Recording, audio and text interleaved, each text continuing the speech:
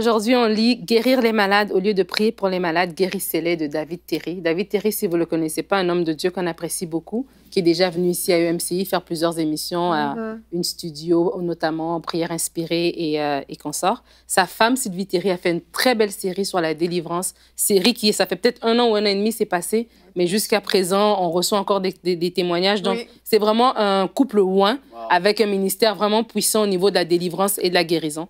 Et donc, David Terry a fait ce livre ici. Il avait déjà fait un best-seller qui s'appelle « À l'écoute de Dieu » qu'on avait déjà présenté. Et là, il a fait ce livre « Guérir les malades » qui est un bijou qui regroupe tout ce qu'on a parlé depuis le début de l'émission, qui parle des fausses conceptions, comme tu as dit, Frank, des badges sacrés, des fausses conceptions qu'on a par rapport à la guérison.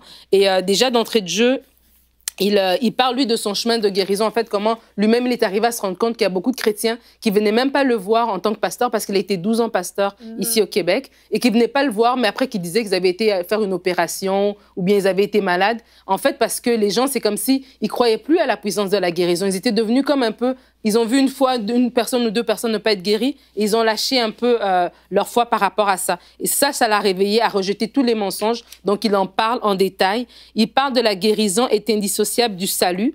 Donc, il a fait le lien, en fait, comme on a reçu le salut, de la même manière aussi, la guérison est à nous. Et des fois, on a plus de facilité à comprendre le salut. On l'accepte par la foi, mais la guérison, on doute un peu. Donc, il vient aussi mettre un peu tout ça en lumière.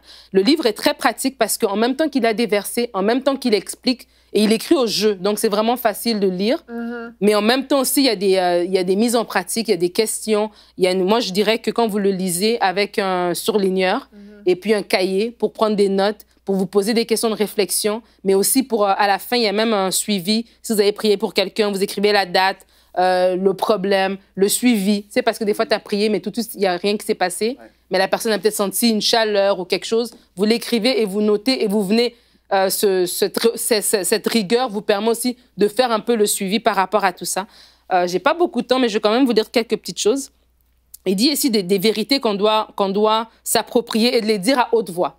Il dit de dire Dieu est bon, il est celui qui guérit. Dieu a compassion des malades. Jésus a souffert pour que nous soyons guéris. C'est aujourd'hui le jour de la guérison. Dieu veut m'utiliser pour guérir les malades. Rien n'est impossible à Dieu. Ça semble simple, mais juste nous-mêmes déjà de le parler, ça nous fortifie. Et puis on dit, ben oui, c'est vrai.